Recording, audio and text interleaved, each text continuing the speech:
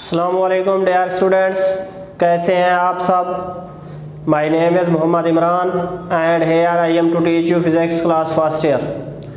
Dear students, आज हम first year के चैप्टर नंबर 8 को स्टार्ट करेंगे। इस चैप्टर का नाम है waves.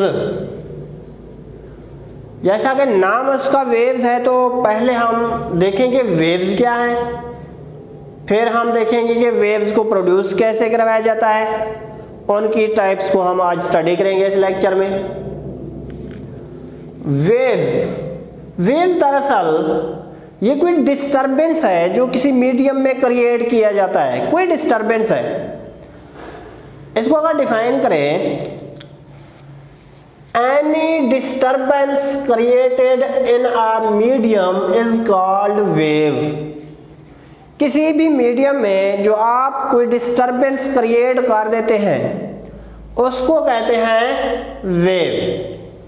Any disturbance created in a medium is called wave. Suppose आप क्या करते हैं, किसी वॉल के साथ आपने एक रस्सी अटैच की हुई है। इस तरह से इस रस्सी को अटैच किया हुआ है, आपने उसको एक हाथ में पकड़ के आपने क्या करना है, उस रस्सी को थोड़ा सा इस तरह घुमाना है ऊपर नीचे। तो आप देखेंगे कि उस रस्सी में इस तरह की एक शक्ल बन जाएगी जिसे हम वेव कहेंगे। इस तरह से उसमें क्या होगी, डिस्टरबेंस क्रिएट हो जाएगी। क्या होगी, ये एक डिस्टरबेंस क्रिएट हो जाएगी। इसी डिस्टरबेंस को जो किसी मीडियम में हमने क्रिएट किया है उसको कहते हैं वेव। यहाँ पे हमारे पास मीडियम क्या है, ये जो स्ट्रिंग है जिसको हमने पकड़ के उसको यूं झटका लगाया है उसको कहेंगे वो है मीडियम।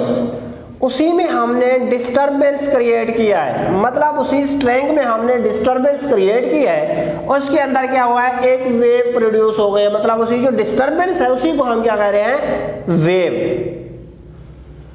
और यहां पे मैंने एक बात लिखी है, wave transport energy without transporting matter.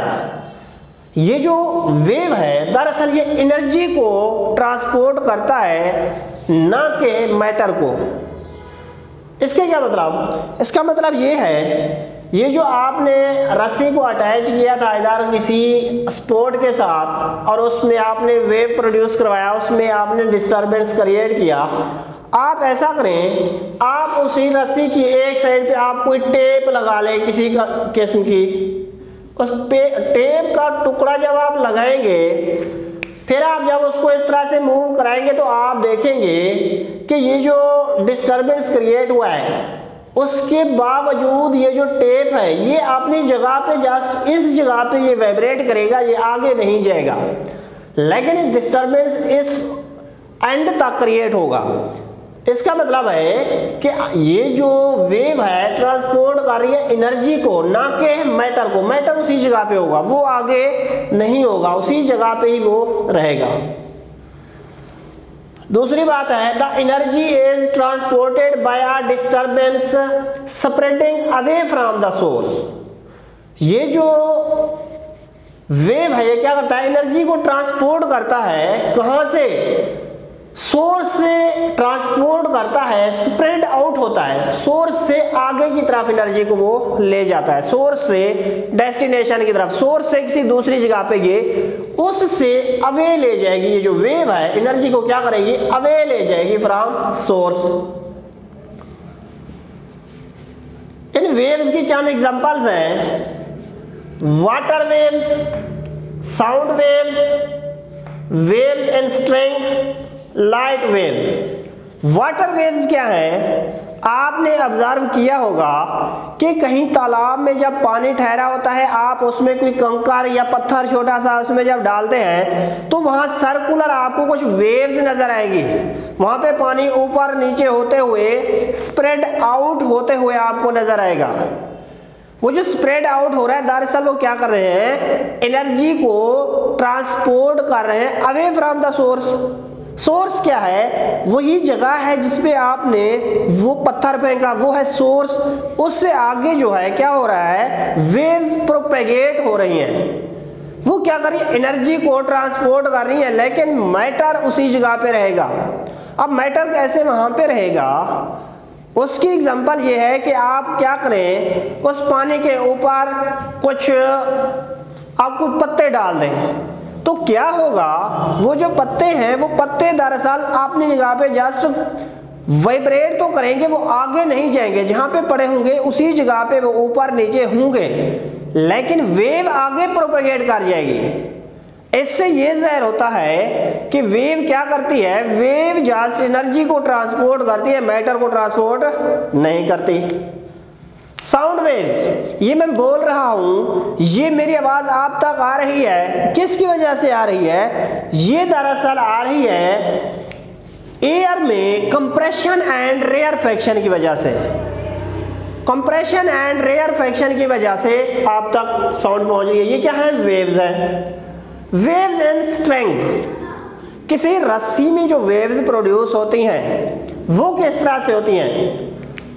Suppose ये दो बंदे ठहरे हैं, ये वाला जो बंदा है, इन दोनों के पास एक रस्सी है, रस्सी को उन्होंने इस तरह से पकड़ा हुआ है, एक उस साइड पे ठहरा है, एक इस साइड पे। वो जो इस साइड वाला बंदा है ये क्या करता है, थोड़ा सा रस्सी पे झटका लगाता है, तो यहाँ पे उसे इस तरह की एक अपर साइड पे इस तरह से ये रस्सी ऊपर साइड पे आपको नजर आएगी। फिर क्या होता है, ये जो साइड है ये आपको नेक्स्ट कुछ देर के बाद दरमियान में नजर आएगी और कुछ लम्हे बाद ये यहाँ पे पहुंच जाएगी। इसका मतलब क्या है, ये जो इधर से झटका लगाएगा थोड़ी देर बाद इस बंदे को वो झटका फील होगा। ये जो वेव है क्या कर रही है, ये क्या है, डिस्टरबेंस है। डिस्टरबेंस प्रोड्यूस हुई है किस में, स्ट्रिंग में। स्ट्रिंग क्या है आपके पास, मीडियम है। इस मीडियम में डिस्टरबेंस प्रोड्यूस हुई है। इस डिस्टरबेंस ने क्या किया है, एनर्जी को ट्रांसपोर्ट किया है इस जगह से यहां तक, लेकिन मैटर को ये ट्रांसपोर्ट नहीं करेगा विदाउट ट्रांसपोर्टिंग मैटर। इसी तरह लाइट वेव्स हैं, ये भी हमारे पास वेव्स की एग्जांपल है, लाइट वेव्स है। दरअसल ये आगे हम टाइप्स पढ़ेंगे तब हमें समझ आएगा कि लाइट वेव्स कौन सी वेव्स हैं। अब हम स्टडी करते हैं इनकी टाइप्स को, टाइप्स ऑफ वेव्स। इनकी बेसिक ये टाइप्स हैं, mechanical waves, electromagnetic waves, matter waves.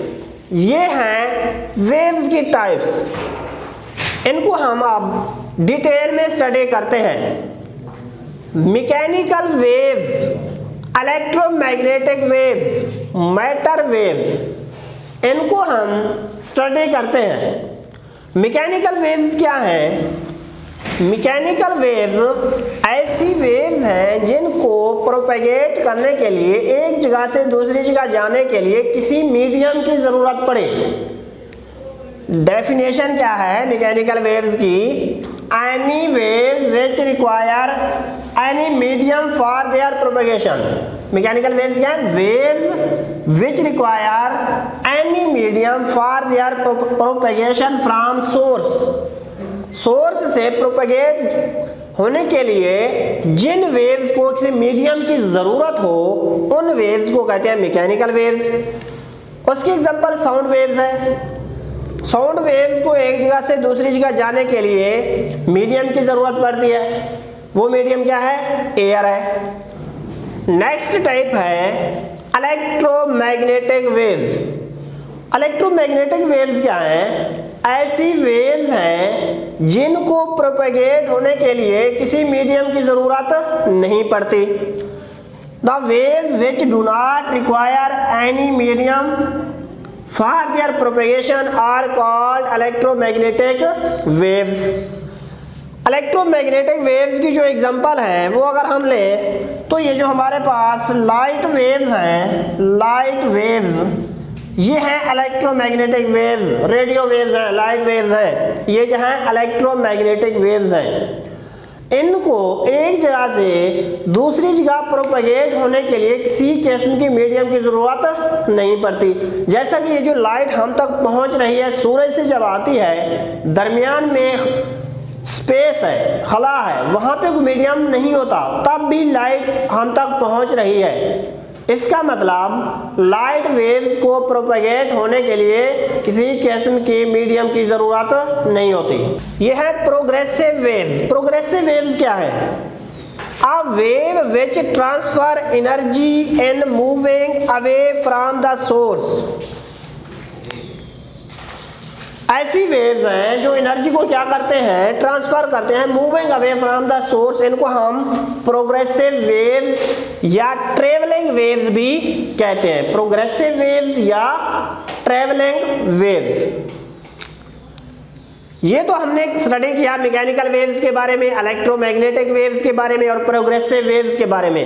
ये जो मैटर वेव्स है ना, थर्ड टाइप जो हमने स्टडी की है ना वेव्स की, मैटर वेव्स, ये हम सेकेंड ईयर में पढ़ेंगे, डी ब्रॉगली हाइपोथेसिस।